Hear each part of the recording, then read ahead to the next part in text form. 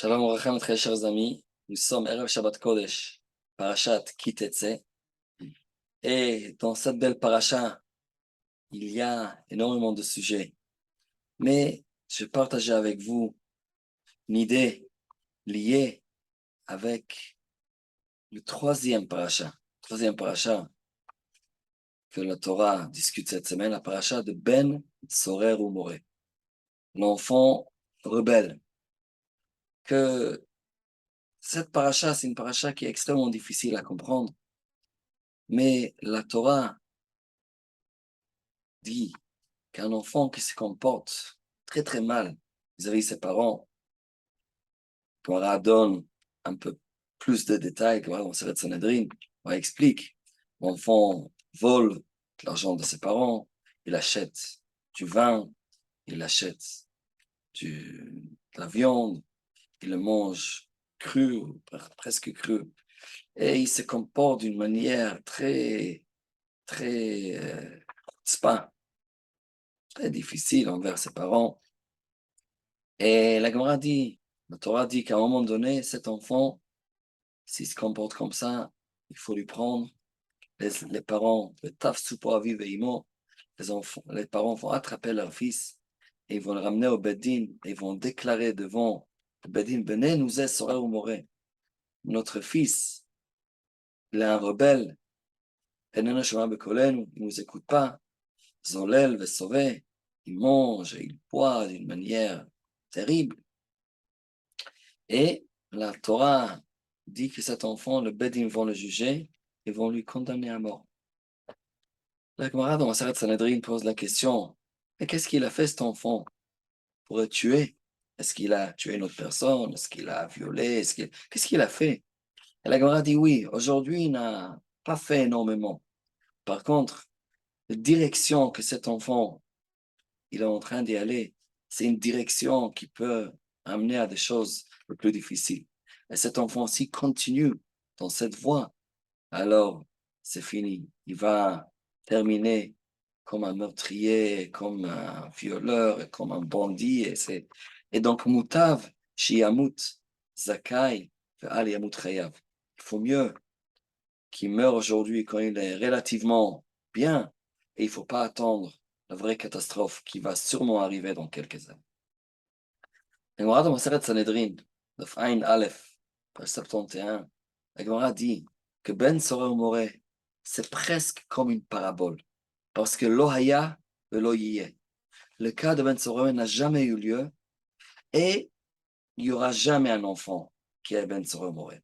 Et la Gemara ne dit pas ça, stam comme ça, légèrement. La Gemara dit que si, selon Chachamim, les critères qu'il faut pour ce Ben Soromoré sont tellement précis, c'est presque impossible qu'un enfant peut devenir ce Ben Soromoré. Alors, si c'est juste hypothétique, c'est juste un cas, une parabole, alors pourquoi la Torah a écrit, répond la Gemara de Roche, le Kabel Secha? Il faut approfondir dedans et on va recevoir la récompense. C'est-à-dire, Farshim disent, c'est pas simplement pour dire la Torah n'est pas assez grande, donc on a besoin de mettre d'autres parachutes dans la Torah pour étudier. C'est pas ça l'idée.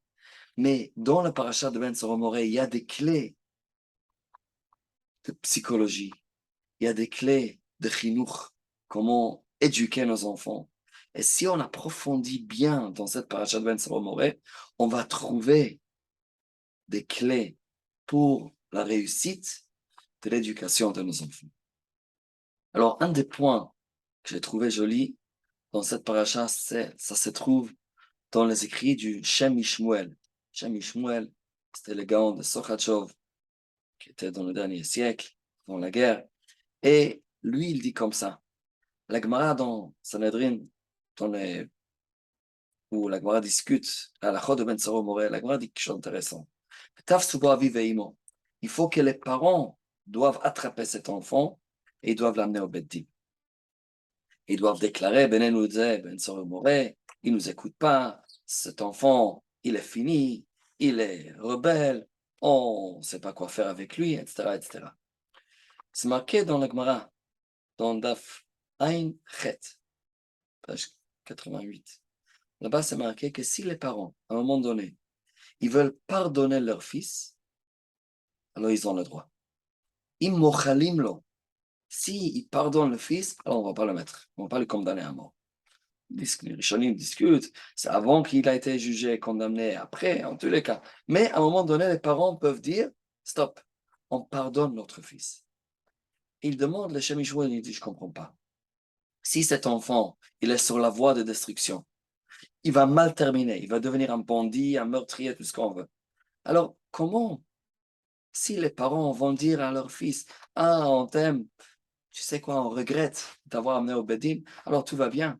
Quoi, il ne va pas grandir mal, il ne va pas terminer mal. C'est quoi cette idée que les parents peuvent pardonner leur fils? Dit le Shem Yishmael, incroyable, tellement beau ce qu'il dit. Il dit, vous savez pourquoi le Ben Soromoré, il est perdu? Parce que ses parents l'ont amené au Bedin. C'est les parents qui ont déclaré devant le Bedin, notre fils est un rebelle. Notre fils, il est un voyou. Notre fils, on a perdu confiance en notre fils. Il ne peut pas continuer comme ça. Un fils que les parents ont levé les bras, ils ont perdu confiance en leur fils. Cet enfant, il va mal terminer. C'est vrai, il va devenir Ben Soromoré. Mais, dit le Shem Yishmael, si les parents ne vont pas l'amener au Beti, si les parents vont essayer de trouver une solution pour leur fils, ce fils, il y a l'espoir.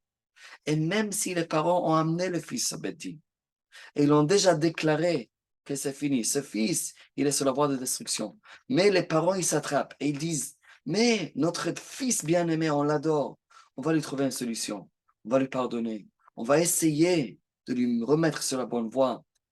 Cet enfant ne va jamais devenir Ben Soromoré. Cet enfant qui a des parents qui s'occupent de lui, qui croient en lui, lui, il peut bien terminer.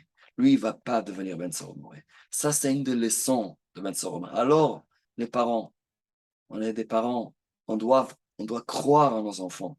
On ne doit pas perdre confiance et l'espoir en nos enfants. Et c'est notre confiance en nos enfants qui leur donne la force et l'espoir pour l'avenir. Et bien, dans Hachem, on souhaite que le Ben Soromoré n'a jamais eu lieu et va jamais avoir lieu. Mais nous, les parents, on a un devoir de croire en nos enfants et il attend qu'on puisse avoir que de nachat et de la joie et de bonheur de tous nos descendants. Amen. Shabbat shalom.